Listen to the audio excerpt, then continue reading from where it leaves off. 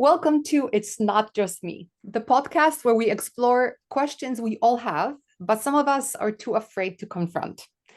We're your hosts, Magda and Komal. And in today's episode, we ask, why am I hard to understand? Komal, hello. Hi, Magda. Interesting question. Yeah. Yeah, Why let's are we see. hard to understand? Um, I don't need really know. Okay, that's what we are going to explore today. But first of all, let me tell you,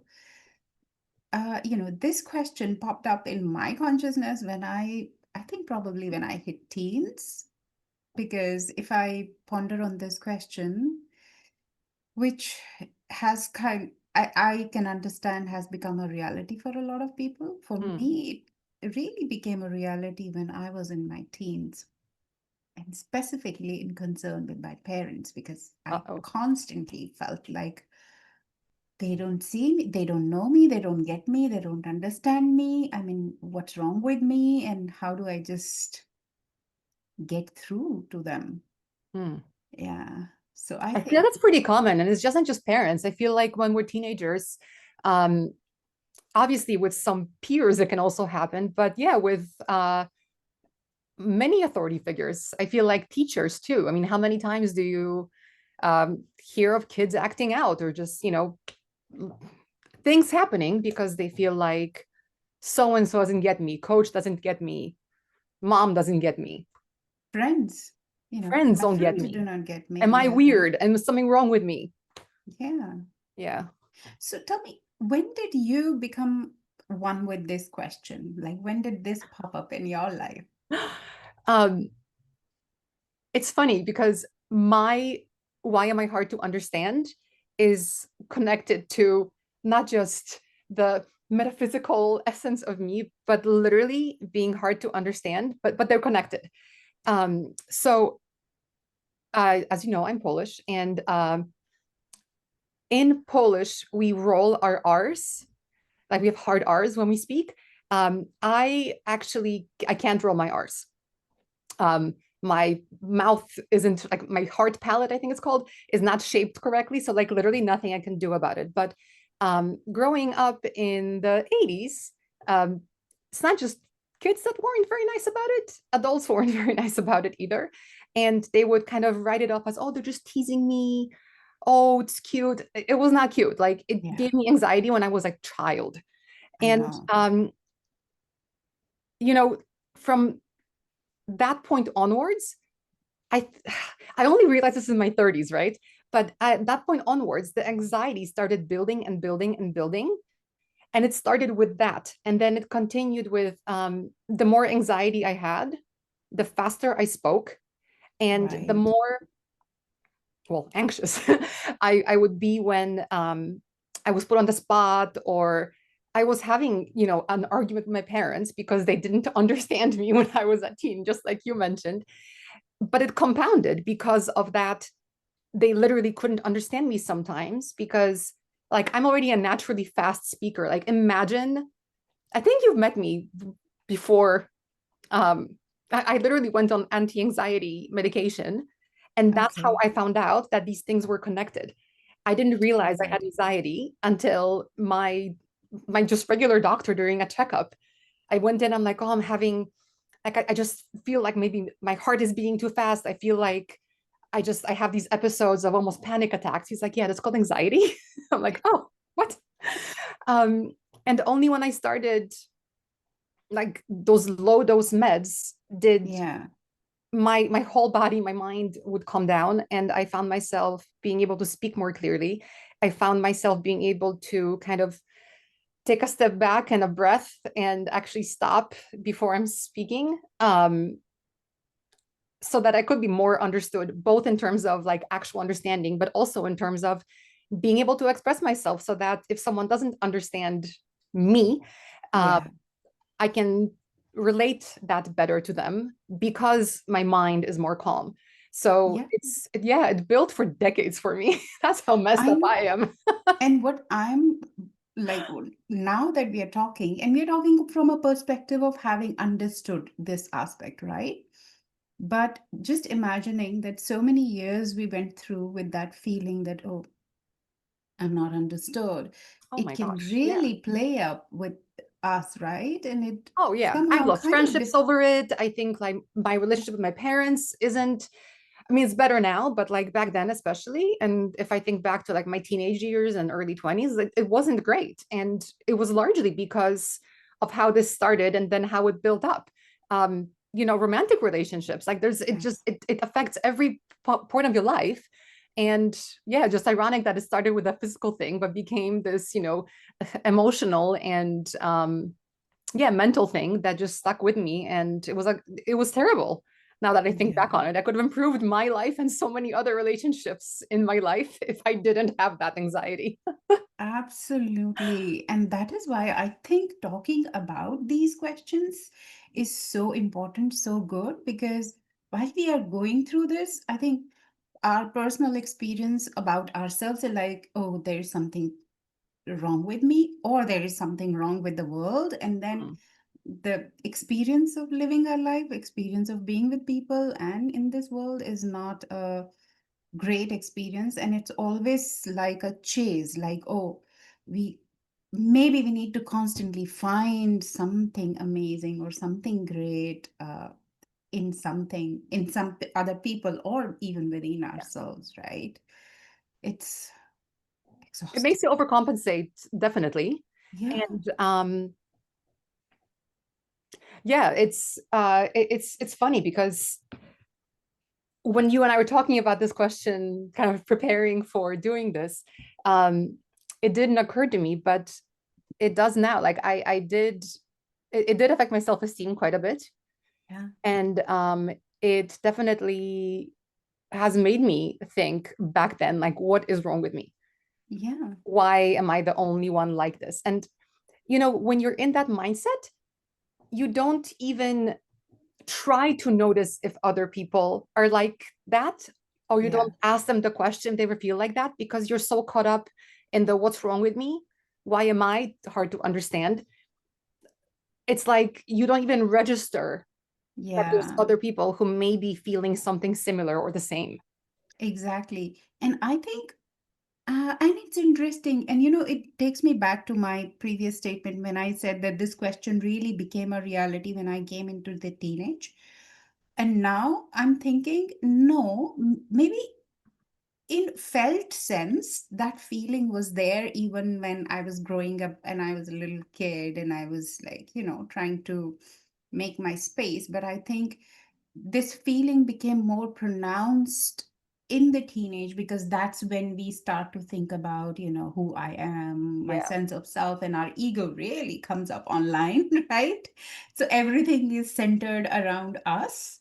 Like we are the center of the universe, Yeah. either directly or indirectly through our actions. Yeah, you're right. That's so not only do we not notice what's happening around us because we're so, what is wrong with me? But also, we're like, well, I am the center of my own universe. I'm finally learning who I am as an individual.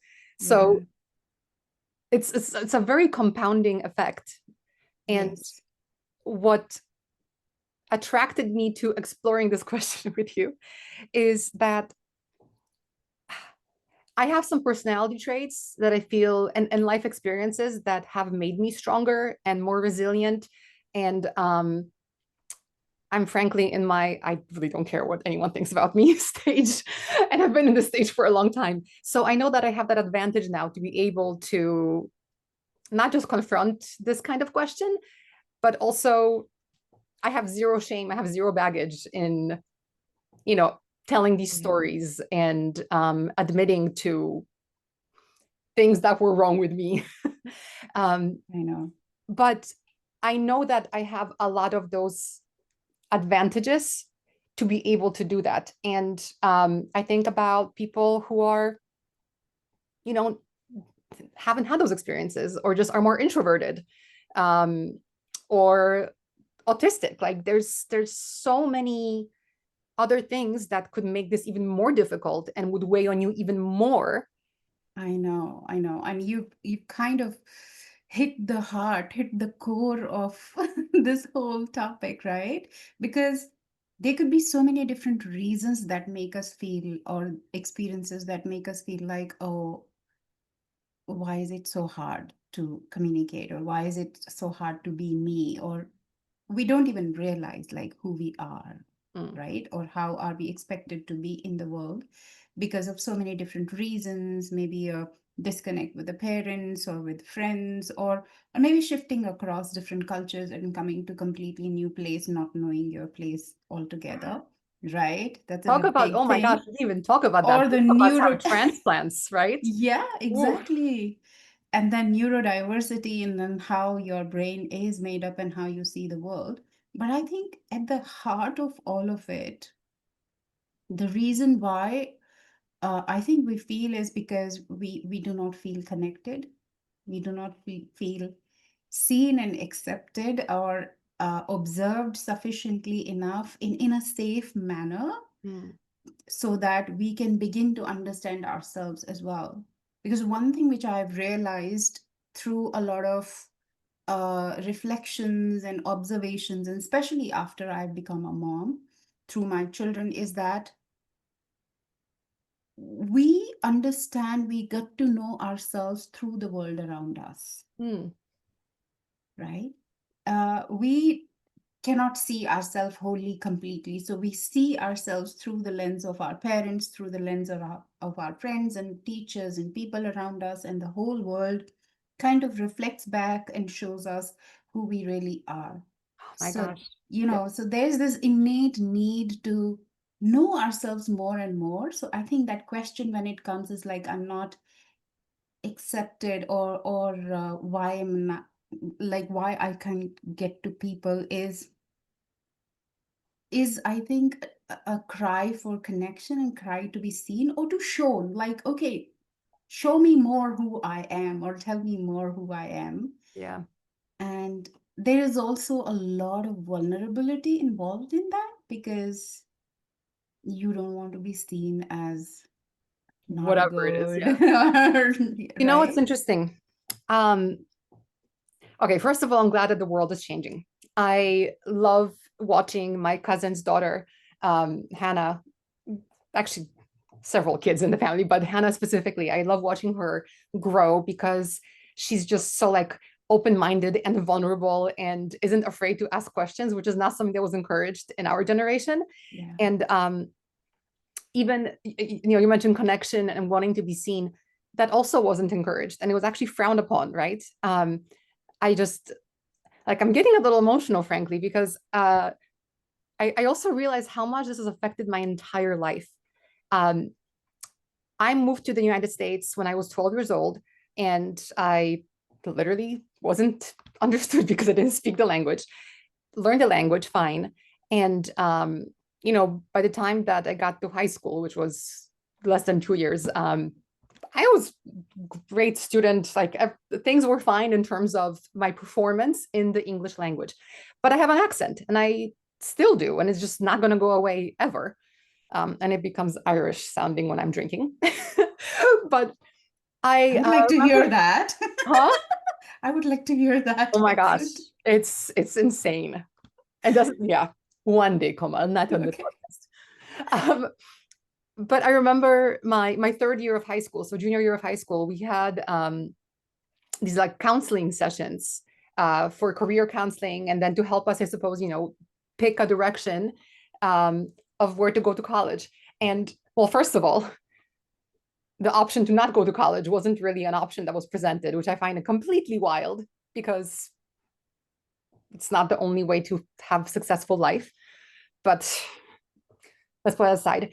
Um, so I know because of my accent and because at that point I was really good at math. Um, Mainly because in Poland, just the program was different. And it's not like I was a math genius. It's just I learned different things at different times than the kids in my school. So compared to them at that point, I was further ahead. So combine those two things, and I'm a science nerd or science groupie. I'm a fan of people who know science. I Okay. don't have the Sense patience for groupie. science, but I love science. But because of those two things, the counselor didn't even entertain that I had potential. She directed me towards, okay, well, you should apply to these universities because there's no way you're even getting into these other ones. And your path is math and science, maybe. And like, that's it, maybe accounting or something. And whatever, it's fine. I started off college as a physics major.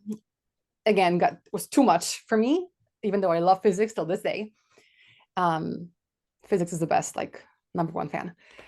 But I mean, I ended up switching majors in college like 6, 7 times. I ended up graduating with multiple degrees, not because I'm so amazing and wonderful. No, because I couldn't find my footing, and because it was hammered into me from that point that this is who you are. Yeah.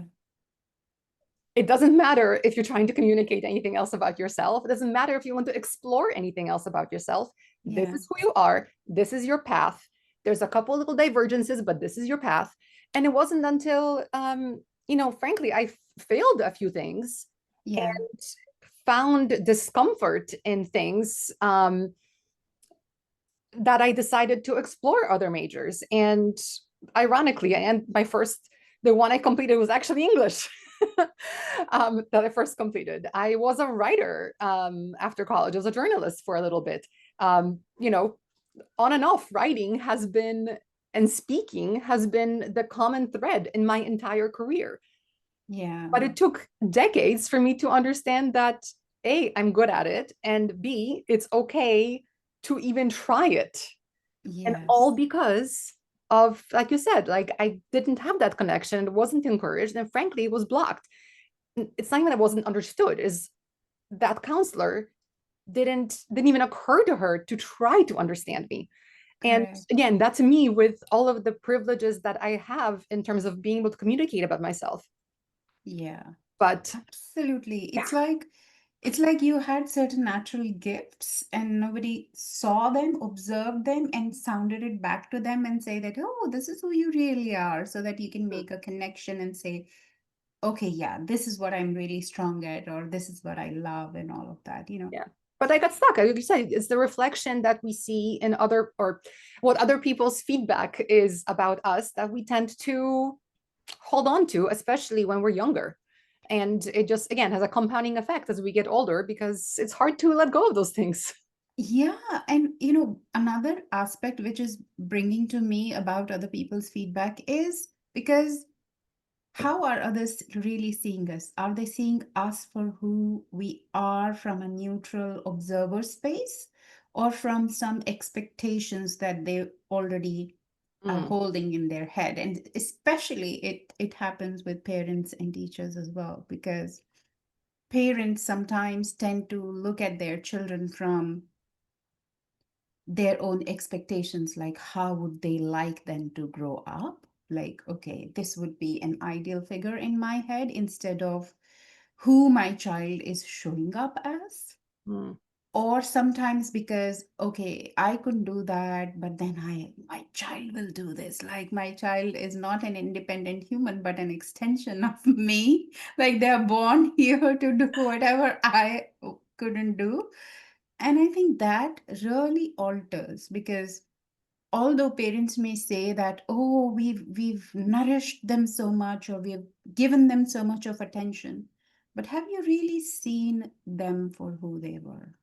mm, And that goes missing, because I remember, like, in India, in my culture, it's like very prevalent.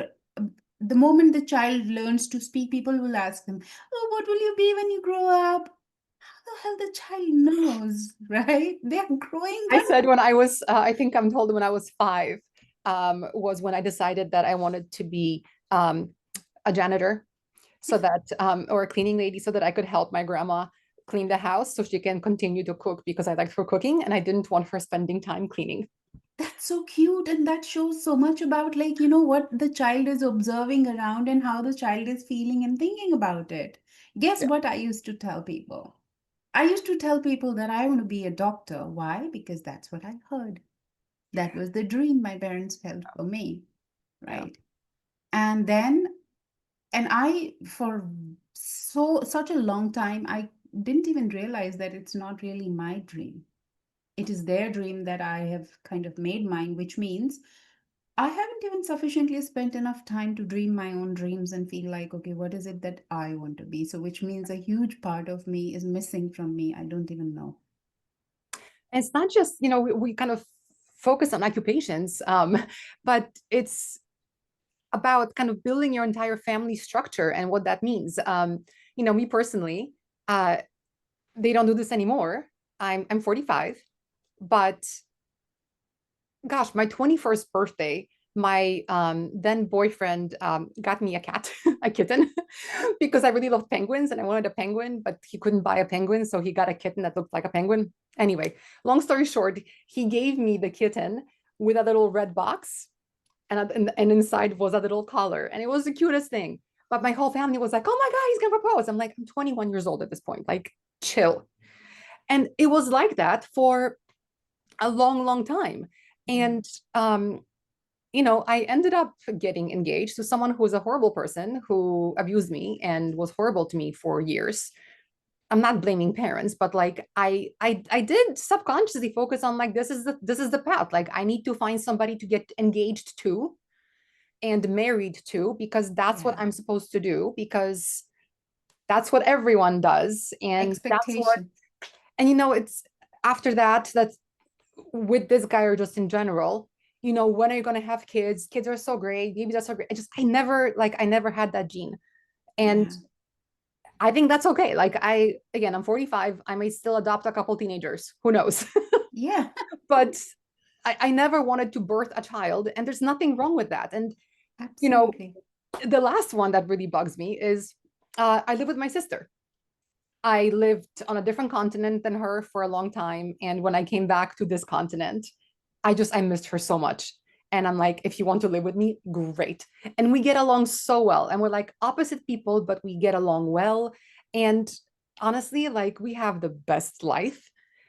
But guess what? We're a couple old spinster ladies to some people. Like I still get that. I just don't care anymore. Thank God. Yeah. Yeah. But talk about shaping. Like it shaped an entire Absolutely. mentality of not doesn't matter who I am, doesn't matter if Yeah. I'm trying to tell you who I am and what I want. No, it's what we. Are seen and perceived as. Yeah. And I think that is the core of it, that it's the judgments that we hold for the world around us, or the judgments the world hold around for us, and looking at us with some preconceived notions is what really stops people to connect with each other and get through. Yeah. So what do we do about it? We do about it, yes. Yeah.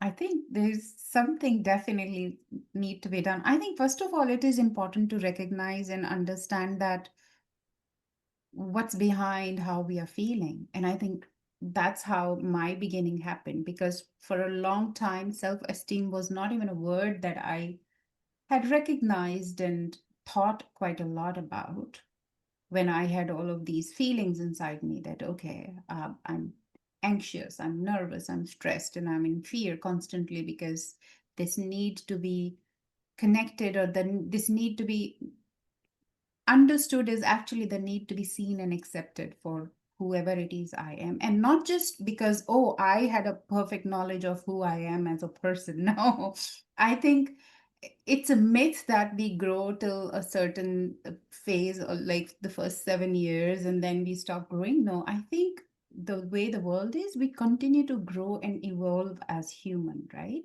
So this need to continue to learn something new about ourselves. And then, so one is that learning who I am already and who I am becoming is going to be there in all the different ages and stages of life.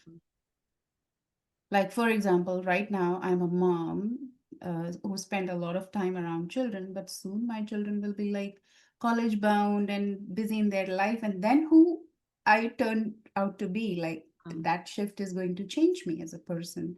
So I think this need to keep in touch with ourselves and how we are growing, how we are evolving, what person I am becoming is constant. It's always there. And so I don't think there'll ever be any time when we will stop to look outside around us to the people around us and feel like, okay, um, Everyone tell gets it. me, yeah, tell me who I am. Who do you see me to be, right? And we don't ask this in terms of the questions, but the people's behaviors and the feelings they hold for us, the thoughts that they tell Mm. us, And how show we us more, interpret them. and how we incorporate them, right? Tell us about ourselves. So I think that need to know ourselves more deeply, intimately will continue to be there. We just need to have an environment around us that support us to get to know ourselves. But a lot of us don't, right? Yes. And Yeah.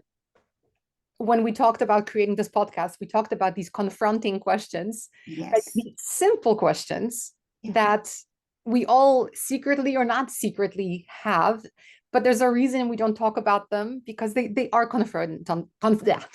They are confronting. Talk about that understanding. They are confronting, and they are. I mean, they have to be explored. It's not a question that you ask and then you have an answer to. Yeah. So, a couple of things that you mentioned. You talked about growth at all stages, and we're changing as people as different stuff happens, but also this starts as children. So I'm just wondering, there's some questions that you think it'll be good, well, for ourselves as in teenagers through adults, to kind of ask ourselves, to be able to have that check-in of like, who am I, where am I at, um, and are those the same kinds of questions that you would recommend a parent ask a child, um, to get them to start thinking? Yeah. And I think, I think what really helped me when I had my children, because that's what I feel like was like a huge growing period in my life, because now I have other lives in my life who I am responsible for. So that sensitivity really shifted my way of looking at myself and my way of looking at them. Uh, so I think one thing which is very important for me, which I do with my children, and then I do with people as well, started to do, and which I feel like works very well, is that observe before speaking, like taking a little bit of time to first see and notice, and then open your mouth. Mm, Because most of the times we just uh, experience somebody said something or did something, and we're like in a rush, we react, we say anything. So the first thing that comes is like just the judgment that will come out. yeah, Because, see, okay, and a lot of people would say, "Oh, I'm not judgmental." No, we are all we're all judgmental. judgmental, come on. We cannot survive in this world Yeah, without having the ability to judge, yeah. right? We have to judge every day, right? Is this water good to drink or not, and all of that. So our brains learn judgment very impulsively. So I think first thing is to just learn to take those pauses and say, what's really happening here? Okay, this is my thought about it, but is this what this person is really saying? So I started to ask more and react less, which Mm. really helps, whether it's a child, whether it's a teenage, or whether it's a grown-up adult. I But think there's yourself even, right? and with ourselves as well. Yes, Mm. yeah. I And heard this. so So I started practicing this, and look, you know me, I get so excited about things that I want. But someone told me that it's great to like when you have the thought and when you have the response, either swallow or just take a breath, because it physically stops you from yes, responding. So that's a tip that I have for people who are like me, who are very. yes. Exactly. And so this is for one thing which I said works for me when I'm with my children or other people. Another thing that made a whole lot of difference in my own feeling that, oh, I'm not understood, or why does this person misunderstand me or think that way for me, is I realized and recognized that others don't have any obligation to understand me all the time, or they would have a capability to understand where I'm coming from, right? And That's a huge one. I didn't yeah, think about that. Yeah. right. And so, yes, now when I look back, yes, maybe as a child, maybe as a teenage, because we are growing in that age and our prefrontal cortex is there and our ability to rationalize is not there. But then now I feel like, okay, I'm a grown up now, right? The world doesn't owe me an understanding. Mm, So my sense of self really doesn't depend on how I'm understood or not understood by other people. As a grown up adult and as somebody who has now come to terms with all the pains and traumas of the past and everything, I feel lessons. like, okay, yes. So if I find myself throwing a fit around why somebody didn't understand me, I know that, okay, I'm not behaving my understanding and my maturity. I'm actually have regressed back to some phase or some stage in my life. So I bring myself back and say, really, is it an obligation on the other people to understand me? No. So how can I help them understand me better? Mm, Becomes a more important question than why do they not understand it? Because why do they not understand is a question that makes me angry, frustrated, sad, hurt. But when I ask myself, okay, what do I do to make this person understand me? Makes me a little more curious, more creative, more like power is in my own hand. I Like was I about to can say it's do very empowering, isn't it? it's Yeah. empowering. Yes, It puts the control back into your hands, and it's exactly. how do I want to be seen? Yeah, All of a sudden, it's what it comes back to you, not the exactly. reflection interpretation. And it's also discretion. Do I really care that this person understands me, right? If yes, then okay, then what can I do that they understand me better? Then maybe probably I need to understand something first, that okay, how will this person, like what is their context and how will they get to see me? Mm, If it really matters. And if it doesn't, then okay, the whole world doesn't need to know me or praise me, right? It's like knowing and realizing that your life doesn't depend on this. mm. I think it takes practice, right? I mean, Yes. it sounds like you went on a journey. I yeah. It's not something that's going to happen overnight. So I just want to point that out because I think it's important. It's even the practice of biting your tongue or biting your tongue, taking the breath before you speak, asking yourself Absolutely. that question, Yeah. is it important for these people to understand me? If so, how can I help them understand me better? All these things, they have to be constant reminders. It's not something that's going to happen Absolutely. overnight because you listen to our podcast once. Yeah, absolutely. And I think it depends quite a lot on the capacity of individuals. Like I said, recognize we can't expect this to come from a child or a teenage. Hmm. Although these days, like you said, this younger generation is so surprising. Sometimes they talk such mature stuff. I'm like, They give me hope like the world's oh, not going to fall apart. I Yeah, know, like the I nine, know. 10-year-olds right now, they're amazing. Yes. It's like you model something to them, you tell them, okay, this is also a way of thinking, and they're just on it. Hmm. Yeah. So I think just recognizing this capacity that, okay, if this question is popping up, do I really have a capacity to bring myself in that empowered state, or do I just need to be a little more compassionate? Hmm. And remembering that this is for all ages. I mean, again, thinking back to my cousin's daughter, who Yeah. number one fan, I love her. Um, she taught me about boundaries. Um, when I was little, you kiss and hug everybody, and there was a script you had to follow when you saw every auntie. um, But with her, I've learned myself that, oh, can I have a hug, or do you want to give me a hug? Or saying goodbye. Like I let her drive. If she wants to give me a hug and a kiss, that's great. I'll take it. But if she doesn't, when I was a kid, I would have gotten a scolding from my parents. Yeah. And that also imprinted on me. This is who you are, not what you wanted.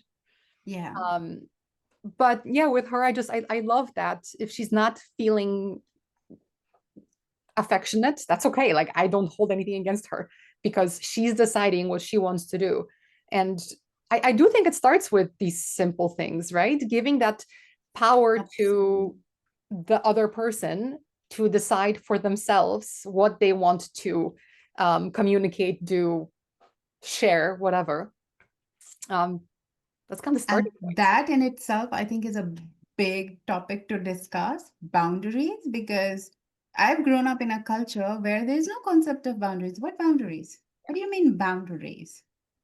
So people can become very passive aggressive thinking about boundaries. They don't even know what boundaries are and why they are required. Another Yeah, time, another another time. time. Yes. Yeah. But I think, and above all, I think it's very important to recognize the feelings and the questions that are occurring inside our heads and know that you're not so unique in this world that you are the only one thinking these thoughts or having these feelings. Yeah. Um, since you've gone on this journey of self-discovery, and we'll add our bios into the Yeah. episode notes. But yeah, Komal is very well educated in the subject, and she's a fabulous coach. Um, are there tips that you give to your clients, to other people, to kind of keep track of this? I mean, I'm terrible at writing things down. I try to remember them, but uh, it took me a while to make the connections of the if this and that, to notice how I'm feeling. I mean, like I said, it took me until my 30s to understand what was driving my anxiety, and then understanding that anxiety was making other things happen. And only once I acknowledged all of that and started noticing those patterns, was I able to do anything about it. Yeah. So, people who are listening, um, maybe this is the first time they're thinking about, well, A, I'm not the only one who's thinking this. Yeah. And B, I have noticed some stuff. But yeah, how do you get them to be aware of that and keep track? What do you tell your clients? So I think the first thing is, right, becoming aware and start noticing, right? Because we stay in our reactive states so much that we do not notice. Like we live our lives and we live our entire day from morning till night, doing so many different activities, seldom really paying attention to how we are feeling. And for a lot of people, this question is not even normalized. So if you ask them, oh, how are you feeling? They'll be like, fine, I guess. I don't know, right? This question would seem very awkward and odd because it's not normalized for them Mm, to know that, okay, how they are really feeling or what are you thinking. Still, a lot of people can connect, okay, what are you thinking or what are your thoughts about it? They can immediately connect because we've all been educated to be more cognitive, mm, right? But feeling, and some would say that I'm not an emotional person. Excuse me, everybody is emotional. But sometimes we are just not aware of those emotions within us, right? So normalizing some of these things to notice about ourselves, and majority of time people avoid, and especially men, right? To not go to that feeling aspect or even ask those questions as to how somebody is feeling because they're like, oh my God, the Pandora box will be opened and then I wouldn't know what to do with it. Nothing need to be done with anything. We don't need to find a solution for everything. Sometimes acknowledgement is the biggest gift we can give to people, right? You know, when somebody is feeling sad and you say, oh, you look sad now. And I think that could be the greatest gift, because maybe that person is in such a reactive state that although they are sad, but they don't recognize it within them. But if you can see and you can sense and you just tell them to gently, you have helped them connect to their own emotional state as well. And that is very empowering, because once you're aware, then only we can do something about it. Or just becoming aware and recognizing that this is what I'm feeling kind of gives you a permission to feel that feeling completely and then get over with it. Because guess what's the worst that we can do with our feelings is not acknowledge them. Hmm. Just suppress them or deny them. Yeah, that's the Which worst. is different than expressing. And I love that distinction, because acknowledgement, we're not saying that you need to go and tell the whole world what I'm feeling right now. Yeah. No, it's, you don't have to say anything. Just think it to yourself. If it helps you to write it down, do it. Yes. Help you to tell a friend, Yeah. do it. But that's, yeah, acknowledgement. That's where Yeah. we're starting. That's our baseline. That's our baseline. Yeah. Becoming aware and acknowledging Mhm. whatever is happening. Are there any tips that you can offer on how to build that habit? I mean, the only thing that comes to my mind is, I don't know, start with 10 a.m. every day, have a little alarm that just says, how are you feeling? Can, Yes. yeah. Yeah, I think, and there are, I think, some really key times during the day when we can do this little sensory check or a feeling check with ourselves. Uh, Sometimes, if a lot of people wouldn't be able to say that, okay, what feeling, because the moment they say what feeling, the thought comes, right? So we And the say, judgment okay, and the labels. yeah. So instead of just leaving it, how am I feeling? You say, how am I feeling in my body? Because our bodies are very, very intelligent. They tell us a lot, like, how's my body feeling right now, right? So your body will tell you whether it is tired or whether it's energized, whether it's feeling flowy or whether it's feeling stiff or whether it's aching somewhere or it's just moving fine and it's all right. So I think that check we can do one first thing when we get up in the morning.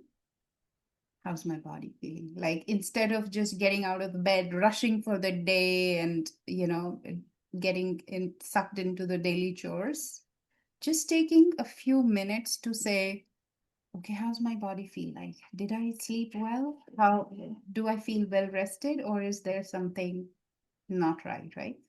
And just noticing it. And then in the mid of the day, when our work has started, we've done our breakfast, going for a meeting, before entering a meeting, how do I feel? How's my body feeling?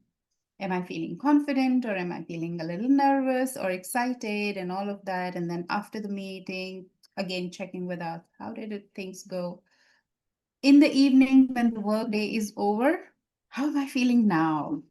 These are like, and these wouldn't take more time. I think they will take just 2 to 5 minutes. If somebody is in a habit of writing, we can write. If not, then we can just ask and acknowledge. See, the basic thing is start getting in the habit of acknowledging more, noticing more, and then that kind of becomes a habit. And then before going to sleep. So I think these are a few points when if we start to just become aware and acknowledge, that can make a lot of difference. I like that. And, it does have an effect on our behavior, I suppose, in our state post acknowledgement.